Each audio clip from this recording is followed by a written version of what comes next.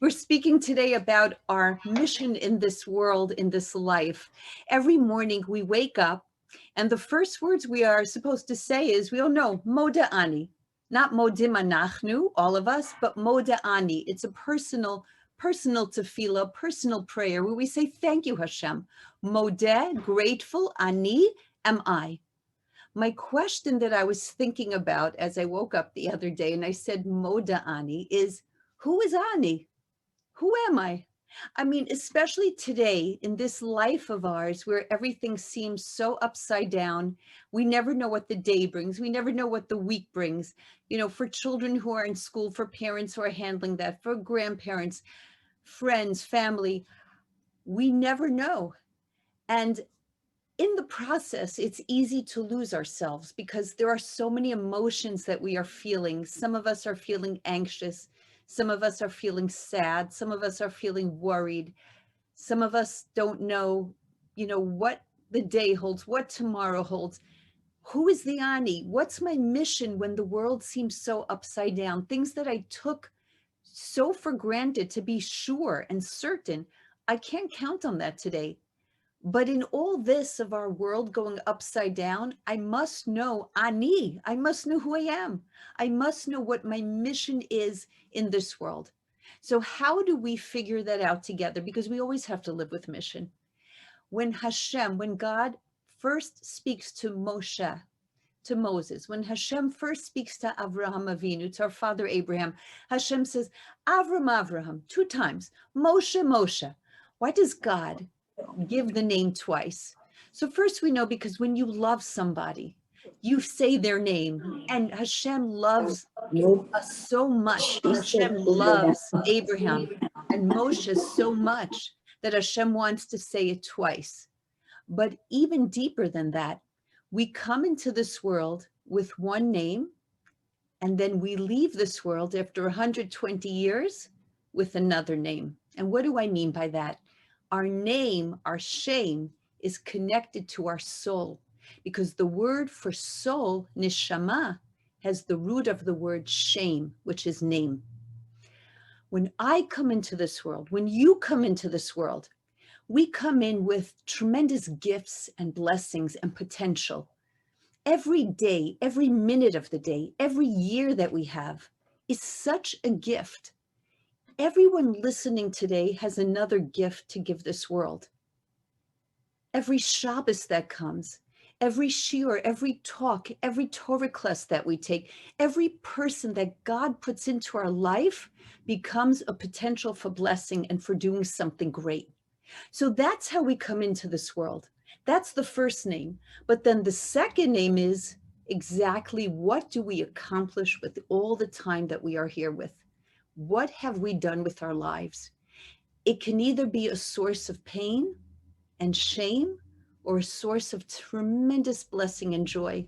After 120 years, when we see a movie of our life and we see everything that we have, the potential of who we could be and the mission that we have versus what we've accomplished, that becomes the test of my life. That becomes my mission, my potential.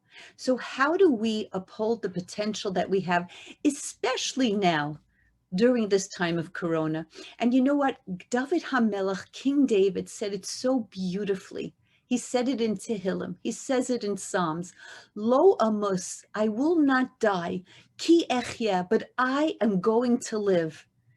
But if you don't die, don't you live? Here's the secret to life, the secret to mission that David HaMelech, that King David, is giving us. Lo amos, I will not die. You see, you can live in 2 ways. You can either live by not dying, so you're alive because you haven't died. Or ki echya, you could live by living, by making the most of every single day, by every single day touching somebody. You know what you have to ask yourself at the end of the day? This is what I ask myself. Whose eyes did I make sparkle today? Whose eyes shine because I am here?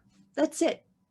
If I can think of one person whose eyes shine, whose eyes sparkle because I'm here, then I have fulfilled my mission of today. If I've learned one thing if I've done one thing, one chesed, one kindness, said one prayer with my heart, made this world better because I am here, then I have fulfilled my mission. So how do we do all this? Where do we begin? You know that my mother taught me this, and I want to repeat this to you because in every shiur, my mother said this, hafochba, hafochba dekulaba, which means turn the pages, turn the pages. Everything is here. Everything is in the Torah.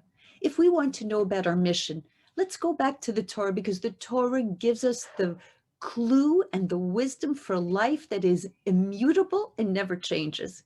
So number one, when it comes to our mission in our life, the first key to fulfilling our potential is give life. Give life. And what do I mean by that? Journey with me right now back to Egypt, the first, greatest, and most awful lockdown in the history of Am Yisrael, of our Jewish people. Now, amazingly enough, if we want to know if something is true or not, we have to go back into the Torah and see what is the word for this in the Torah. So what is the word for history in the Torah? There is no word for history in the Torah. Do you know how you say history in Hebrew? History, yeah. It's not a real word. It's a made-up word. We don't have a history. Do you know what we have? We have a sipur. We have a story. Kol hamarbe l'saper b'yetzias Mitzrayim, we say by the Seder. Everybody who tells more and more the story of leaving Egypt, that's the mitzvah. We don't speak about history. We speak about our story because our story continues for every single generation. The story of Egypt, that's our story today. Let's go back there. Let's figure it out. What gave the Jewish people life? What gave them hope? What gave them purpose? What gave them mission? So there were two women, two famous women who lived in Egypt. What were their names? Shifra and Puah. What does it mean to be a heroine? What does it mean to be a great woman? Torah's going to tell us right now. These two women were told by Paro, by Pharaoh, that every Jewish boy should be killed because they were the midwives. Now the word Paro, if you take the letters of Pharaoh, it spells Pe-ra, an evil mouth. In every generation, there is a mouth that speaks evil. What does that mean? It's a mouth that brings you down, a mouth that saps you of your strength, of your hope, of your survival. We cannot allow anyone's mouth to take away our hope and our faith. So these two women, they were called miyaldot, they were called midwives because they gave life. This becomes the mission of every single Jewish woman. Mitzrayim, Egypt, is not just Egypt from thousands of years ago.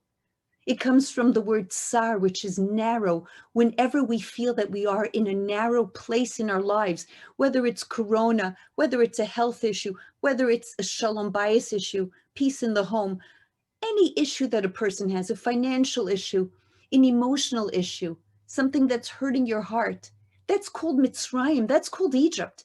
And each of us has the power and potential to be a midwife, to be somebody who gives life. So how do we do that? We have Shifra and Puah, these two women. Why were they called Shifra and Puah? Shifra, because she was mishaperet et havalad. She made the baby very beautiful. Puah, because she would say, poo poo, she would calm the baby and she would calm the mother. What does that mean? What were their real names? You know what the real names were? These were the mother and the sister of Moses, of Moshe. This was Yocheved and Miriam, but the Torah doesn't call them Yocheved and Miriam because your name is your mission. And you know what their mission was? To make a child and a mother feel beautiful, to make a child and a mother feel calm and comfortable through words. What does that mean? Truly, they should have been called bracha, blessing, chaya, life, because they gave blessing, they gave life. The fact that the Torah calls them Shifra because she made a baby beautiful, she made a mother feel beautiful, Pua because she said poo poo? Is that what it means to be a heroine in life? So listen carefully, my friends. What does it mean to make somebody feel beautiful? It doesn't mean that you say, oh, you look so beautiful. Your dress is so beautiful. I love your outfit. I love the way you decorated. That's not making somebody feel beautiful. Do you know how you make somebody feel beautiful? You make a person feel that they are alive. You make them feel that you cherish them, that you value them. I was speaking the other day to a grandmother and she told me, I feel completely irrelevant. I feel forgotten. I sit here and I'm waiting for somebody to call me, somebody to say hello, somebody to say, I miss you. And one day goes into the next, into the next, into the next. That woman doesn't feel beautiful because she doesn't feel alive. Do you know what our mission is right now, each of us? To be a shifra, to be a pua, to give life. The Torah says, "V'tichayena," that they gave life. How? By making somebody that you know feel alive, calling up a grandmother, calling up a daughter, calling up a sister, a friend, a neighbor, somebody that you know to say, how are you? I miss you. If you know that somebody's down, to say, I'm davening for you. Do you know what that does for somebody? Pua means that you give somebody a word of calm because there's so much hype going around. That's paro, para, where there's so much in the news that brings people down. Everybody forwards these WhatsApps and you're on these chats and there's so much negativity in the world. But that brings everybody down. We have to fight that. And how do we do that? By giving birth, by helping people give birth to hope, because it's the Jewish women who helped the Jewish people get out of Egypt. And we're told that it's the Jewish women who will help us get out of this final exile. We are at the last stop. And do you know how we get out of this? By not allowing pera, not allowing evil mouth, meaning somebody to take away your hope, gossip, cruelty, unkindness, forwarding different texts and WhatsApps that aren't nice and kind. Be a source of life. Be a source of hope. That becomes our mission. Every one of us has the potential to do that. Just to tell somebody, to call them up and say, I am davening for you. I'm going to share something personal now. When I was first a young bride and I had gotten married, my husband was traveling, and I had my first appointment because I was expecting a baby, and because my husband was traveling, my mother came with me to the doctor. And I was so excited, you know, first baby, first appointment, there we were.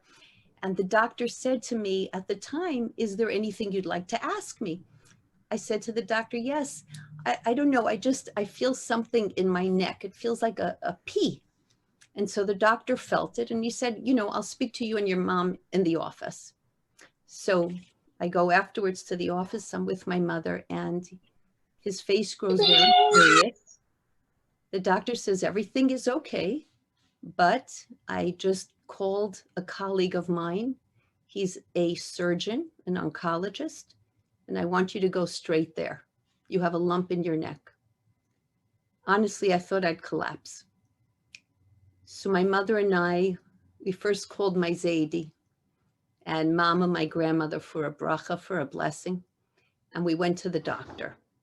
And the surgeon examines me and he says, I'm putting you in for surgery in 2 days. We have 2 days. And I said, I mean, can't it be something else? Is there any blood tests you could take? He said, I highly doubt that. You know, I've examined you. I'll do blood work, but, you know, you're scheduled. I said, what about the baby? He said, right now, we're not talking about a baby. Right now, we're talking about your life. I remember going home and going to sleep and waking up like every 15, 20 minutes thinking I had a terrible nightmare and then realizing it wasn't a nightmare. This is real. So a day later, I remember I remember like it was yesterday. I was visiting with my grandparents, getting a bracha, a blessing from them, and my mother called and she said that the doctor just called her to say that I have mono. It's a swollen gland. Oh, Baruch Hashem. But the doctor said he'd like me to see a hematologist. So next stop is the hematologist, and the hematologist says to me, I am removing myself from this case. This is a virus. You're in the first trimester. There is nothing that I can tell you that is for sure or good, and I will not take this case on. I can tell you that for the next 9 months, every single morning, every single afternoon, every single evening, at least 3 times a day, I would call my mother. I would call my father, and I'd say, I'm so frightened. And I remember my mother saying, Shefala, I am davening for you. Not only am I davening for you, but I'm going to call Zayda now. And Zayda is also going to daven for you. You are not alone. You are not alone. We are davening for you. I remember feeling as if such a burden was lifted from my shoulders. And then when I felt the burden again, I would pick up the phone. And again, my mother would say, Shefala, I am davening for you. And Zayd is davening for you. My mother told me that there was a point when she was a young mommy and she was expecting and she was worried about different things. She actually called her Zaydi, my great-grandfather, who somehow survived the Holocaust but lost his entire family, his wife and his children. But he survived. My great-grandfather, who we called Zayda Einstein, I remember him. And my mother described how she would call him in tears and say, Zayda, can you daven for me? And my great-grandfather would say to my mother, Jeden Shmona Esrei, which in Yiddish means every Shmona Esrei, every day when I daven, I have in zin, I have in mind, Esther Bas Miriam. That was my mother's name. And my mother said to me, I'm going to tell you the same thing. Jede Shmona Esrei, every Shmona Esrei, I am davening, Slava Chana Bas Esther. It gave me life. It gave me life. I can tell you that it's one of the things that I miss so much from having my parents, from having my grandparents, from having my mother around, just to have somebody say to me, Jeden Shmona Esrei, every Shmona Esrei I daven for you. That's how we give life. If you could think of somebody to call, to text, to say, I'm davening for you. I'm thinking of you. I value you, your friendship, your love, your smile. It's going to be okay. To be a shifra, to make somebody feel beautiful, to be a pua, to give somebody that calm. It's going to be okay. We're going to make it through this. Then we have fulfilled purpose and mission in this world. Lo amos, I will not die. Ki echye, but I am going to live. And do you know how we live? By giving life to others. Because when we give to others, do you know who we truly give to? We give to ourselves. But, and here is a huge, huge but, I cannot love another if I don't first love myself. Not in a selfish way, but in a beautiful way. The Yetzer Hara, that voice, that inclination inside, that negative voice brings us down by saying, oh, please, what can you do? What can you accomplish? What do you know? Do you know what you've done in your world? You've made so many mistakes. And what do you know anyway? And what have you studied anyway? That voice brings us down. If I want to value others, I must first value myself. If I want to live a life where I don't judge others negatively, then I first must not judge myself negatively. And we have a way, women especially, of underestimating our potential, our strength, our faith, what we can do, what we can accomplish.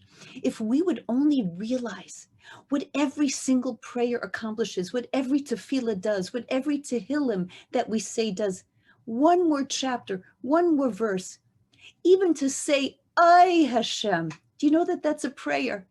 Every time a woman says, Ay Hashem, that's a prayer. So if I can just have my intention, my kavana to know that I count, my words count, my actions count. Number one, first key to fulfilling our mission in this world, no matter what the world is going through, to know that I am a midwife, just like in Egypt. I give birth. How do I give birth? I give birth by giving life, by making people feel alive, by helping people know that they count, that they matter to me, that they are beautiful. This is number one, to be a source of only good words in this world and not negativity, to keep hope alive, because as long as there is hope, there is life. That's number one. Number two, when it comes to mission, we can never allow anybody to clip our wings, to take our vision away, to minimize who we are and what we can accomplish.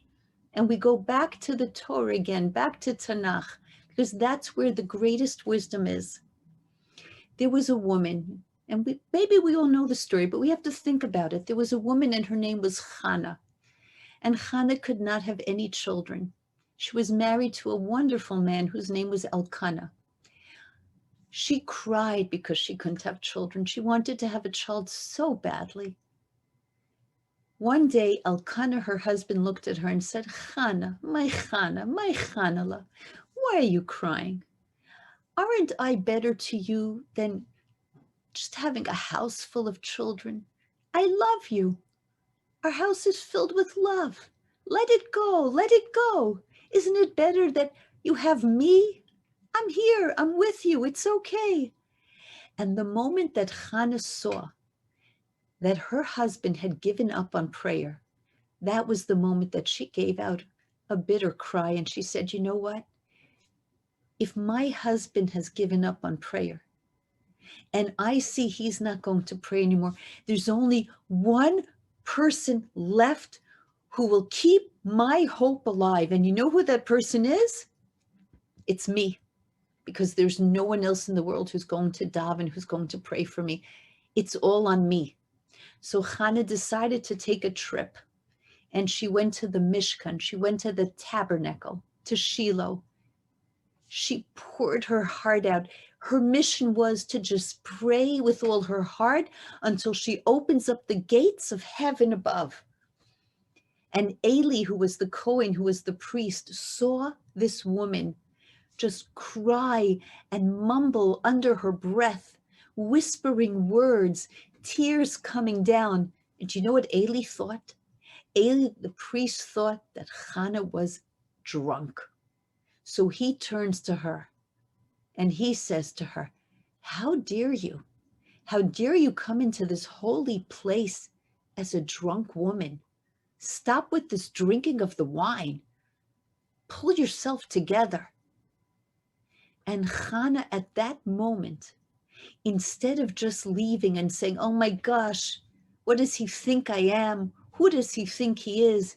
Leaving insulted or hurt, she turned to Eli and she said, no, lo Adoni, no, no, no, no. Ki marat ruach anochi, because I have a bitter spirit inside of me. My heart is so heavy. I'm here because I can't have a child, and I'm here to daven. I'm here to pray. This is my mission in the world. I'm not drunk. My heart is breaking. And when Eli saw this, he felt so terrible. He said, I give you a blessing that you will return here and you will be the mother of a child. And we learn from this that when we misjudge a person, do you know how we rectify our misjudging a person and our hurting a person? We give the person a blessing. So Eli gave a blessing. And guess what? Hannah conceived, and she had a little boy whose name was Shmuel, who became a prophet. Hannah actually taught us how to pray. Her mission was to pray, and she would not let anybody strip her of her mission in this world. Nobody could take the breath of life away from her. She was focused on her mission. When you have a mission in this world, when you have a vision, when you know that you want to do something, don't let anybody minimize you. Don't let anybody make you feel as if you will never accomplish that. Don't let anybody say, oh, please, what are you, a Rebbitzin? What are you going to do? What do you think you could accomplish? You're just one person. You don't have to save a village in Africa to be great. We learn from Shifra and Pua. Choose one aspect, one key, one part of your mission that you want to do in this world. Maybe it's calling somebody every day to say, I'm thinking of you. That's giving life. Maybe it's not losing your temper. Maybe it's saying one psalm every single day. Whatever it is that you decide, maybe it's taking Shabbos on 10 minutes early and saying, Hashem, I love Shabbos so much. I'm going to think about my Shabbos right now, and I'm going to guard Shabbos. And the same way that I guard Shabbos and take it on 10 minutes early, I'm asking that you guard me and watch over me. Whatever mitzvah you do, don't let anybody tell you that it's impossible. Let's learn from Chana. Let's not judge ourselves negatively, and let's not judge other people negatively. You know, there was a little girl I know, and she was a little bit messy. Her knapsack was filled with squished raisins and squished apple juice box drinks at the bottoms and squished potato chips. So her teacher gave her a little bit of admonishment, and this little girl called me up with her mommy, and she said, you know, my teacher thinks I'm just a mess. So I said, you know what, how about this week we're going to work together, and when you're going to go to school, every night, the night before, you're going to, with your mommy, you're going to clean out your knapsack. You're going to make sure you have all your books, all your crayons, all your pens, all your magic markers. Everything's going to be set. And by the end of the week, your teacher's going to see you in a completely different light because you're going to work so hard.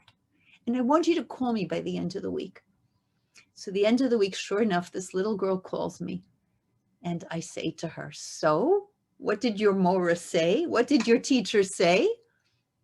And she said, my Mora said nothing because she thought that I was still the girl from last week. And that broke my heart. How often in life do we have people who are trying to make little steps, little changes, little bits and pieces, little effort to just be better, to live better, to be kinder. But we already judge that person and we don't allow them to grow. So the Torah is telling us, if you have a mission in this world, don't let somebody take that vision of you away. Stand up for your prayer, stand up for your emunah, stand up for your belief, and know that you have tremendous, tremendous potential in this world. When God created the world, when Hashem created the world, it says, Asher bara Elokim lasos, that God created the world to do. Do you know what that means? Why did God create you? Why did God create me? Not just to be a creation in this world, but to do. And just like in the physical world, if you have a muscle and you don't use the muscle atrophies. If somebody, God forbid, let's say breaks an arm or breaks a leg, you know that when you take the cast off, the arm or the leg is so little because it's shriveled, it wasn't used, and you have to work again to get strength in that muscle. It's the same way in our spiritual world, in our spiritual muscle. If you don't use a spiritual muscle, it atrophies, it shrivels, it shrinks. So we have to use our neshamas, we have to use our souls, we have to use our minds, we have to use our hearts to constantly keep growing. And we cannot allow a lockdown or a quarantine or a corona to become spiritually malnourished. We have to feed our neshamas, we have to feed our souls, and we have to keep on going with mission and purpose and emunah and faith. And we cannot discount who we are and the potential that we have to accomplish greatness in this world. That's number 2. And finally, when it comes to number 3, when it comes to mission, We have to know lech lecha, which means go for yourself. When it comes to creating and living with mission, we don't just go randomly in this world. But Hashem, God said to Abraham, to Avraham, lech, go lecha, for yourself. You write your story. It's true, there are certain things that are out of our control. And don't we know that now? Isn't that something that we've learned? But there's so much that is in our control. Our reaction to life is in our control. How we react to the people in our lives is in our control. How we forgive, how we apologize, how we speak, how we see things. All that's in our control. The thoughts in my mind, that's in my control. The emotions in my heart, that's in my control. So I have to lech lecha, I have to write my own story. Everybody now is going under tremendous stress, tremendous pressure. When we look back at this time, we're going to ask ourselves, how did we act and how did we react? Will we be proud of ourselves? Will we say we strengthened ourselves, we dug deep? Because this is what Mesiras Nefesh means. This is what it means to sacrifice, to find out what does faith really mean. All along, any shiur, any class that you've taken, any study that you've had, any Shabbos lights that you've brought into your home, this was all practice for the marathon. We are running a marathon right now. And sometimes we'll be out of breath and sometimes we're going to fall, but we have to pick ourselves up and know that this is it. This is our marathon for life, because we all know that the word for test is nisayon. But the root of that word, and here comes the beauty of Lashon Kodesh, the beauty of Judaism and the Holy Tongue, because this is from Hashem himself, is nes, which means miracle and banner. Do you know what a miracle is? Have you seen miracles in your lifetime? Of course you have. Just being on this screen now, that we have women from all over the world connecting to study Torah together, is a miracle. To get through the day when there is so much hardship and difficulty and still have a smile on our face, to be able to say Shema tonight, to say Shema Yisrael, Hashem Elokeinu, Hashem Echad, to be able to stand with faith, to be that woman thousands of years later from the women who were in Egypt and still be able to say the same Shema, to light the same Shabbos candles, to make the same blessings, to believe in the same Hashem Echad, Ushemo Echad, that's a miracle. And if I can get through this, if you can get through this with our feet on the ground, then that's our banner. And nobody can ever take your banner away from you. I wrote about this recently on my article on aish.com, and I received such a beautiful email from a woman. She said that after reading it, she created a banner to keep over her bed, and she colored with magic marker all the different great emotions and tests that she feels she has passed throughout this time of Corona. Everything that she has done, everything that she has seen, everything that she has gone through, it became the most beautiful banner. I asked her just to send me a photo of it. You can't imagine. Imagine every night going to sleep and looking up above your bed and seeing behind you this banner, this colorful banner of all the greatness that you have achieved, to remember, because this is what faith is. This is what a banner is. This is what a nisayon is. It's not just a challenge. It's not just a test. It's a banner of who I am. This is my mission in this world. This is what it's all about. So if you take a pot of boiling water, and this also I'd like to say is a wisdom from my mother. It should be a zechus. It should be a merit for the neshama of Esther Bas Harav Avram Halevi. If you take a pot of boiling water, and you choose 3 foods to put into the pot. Let's say you put in an egg, a potato, and some coffee. Okay, so what happens? You put the egg in, and the egg is boiling. The egg is boiling. What do you get? You get a hard boiled egg. You get an egg with a hard shell, and inside it's soft. There's a potato. You put in the potato. It's boiling and boiling and boiling, and you get a mushy potato in a lot of pieces. Or you take the coffee and you take the granules and you put it in, and afterwards you can add a little bit of sugar, a little bit of Splenda, a little bit of cream, and you have a delicious, delicious drink that you walk around with. What's the lesson for life? Everybody in the world right now is going through a pot of boiling water in different ways. For some, it's because the house seems too full. For some, it's because the house seems too empty. For some, it's parnasa, it's finances that are just going up in smoke and this fear. For some, it's the fear of what will be. Everybody has a different worry, a different stress. And it's not an Olympics of worry. It's not an Olympics of suffering. For each person, their fear and their worry is the most important thing in the world.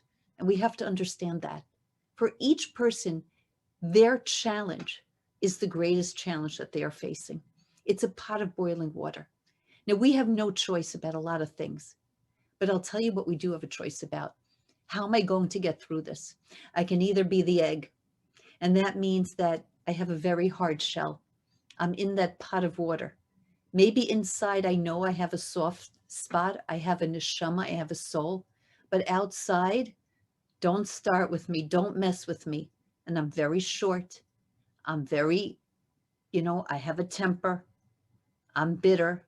And everybody knows, don't start with this person when they get that face. From the time I wake up in the morning to the time I go to sleep at night, I'm curt, I'm short, I have a shell. It's become hard. That's one reaction. Number two, what's number two? I can be like a potato. What does that mean?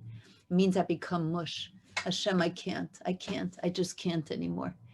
One more person asks me something, one more phone rings, one more text, one more email, I'm going to collapse, God forbid. That's number two. Number three, I can take the coffee.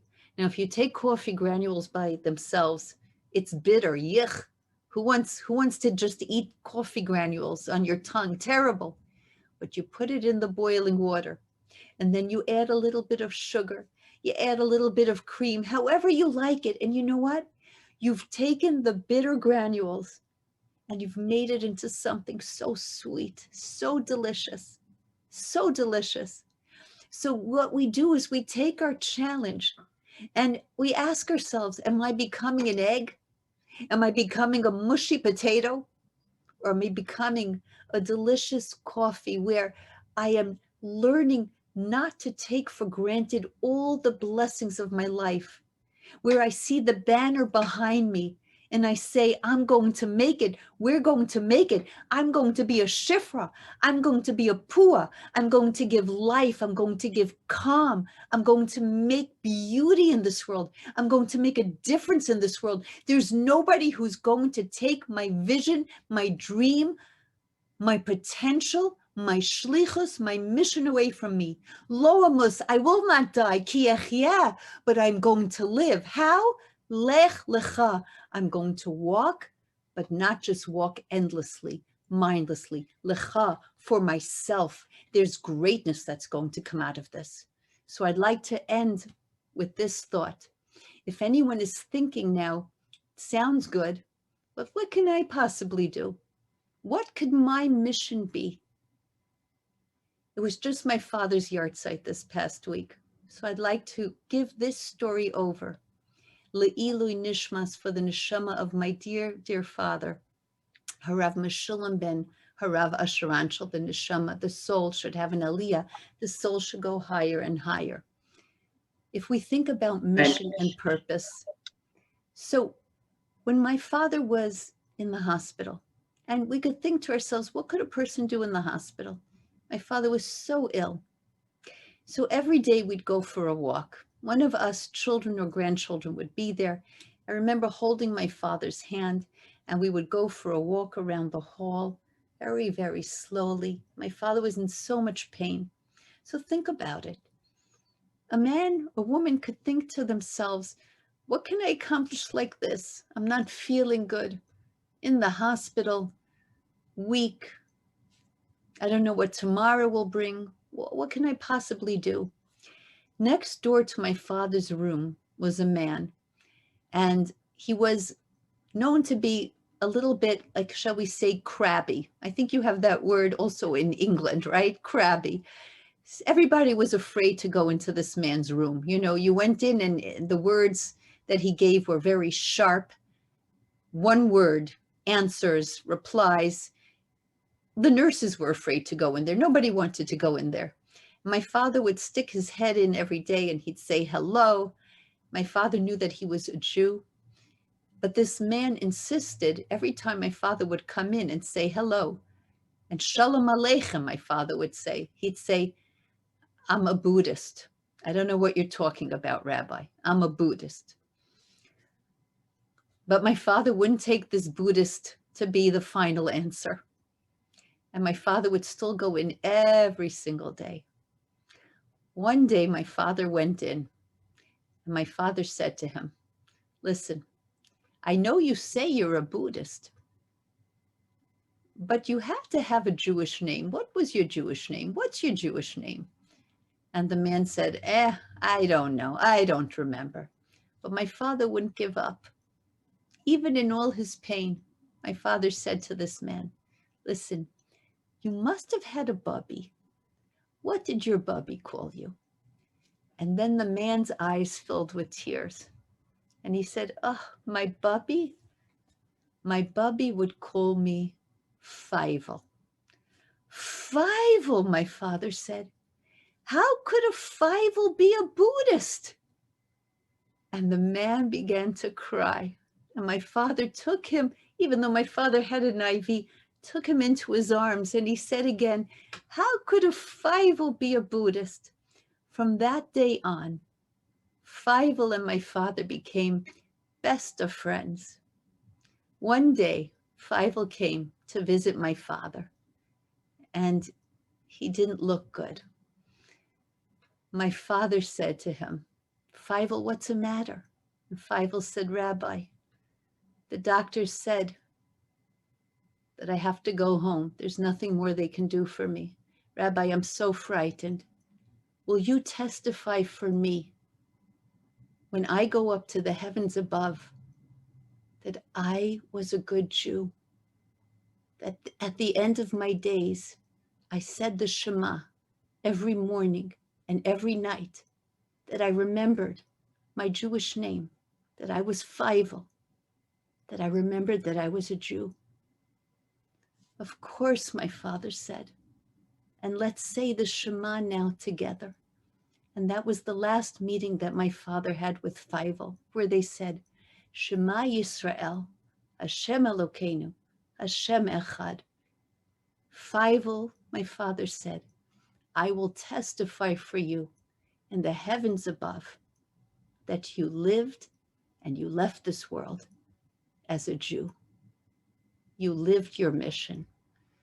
And at the end of the day, this is what it comes down to.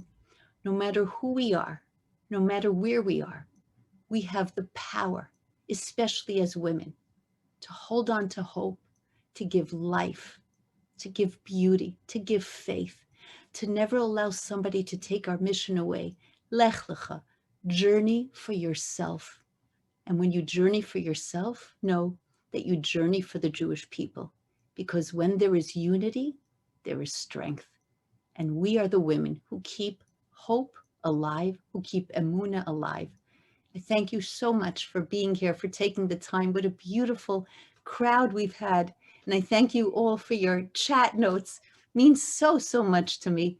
I daven, I pray that Hashem gives us all quickly refuah, healing, Yeshua, salvation, and we should all be able to meet and dance in Yerushalayim, and we'll say to each other, I just saw you on the chat, and here we are dancing together in Yerushalayim. Thank you so much for inviting me.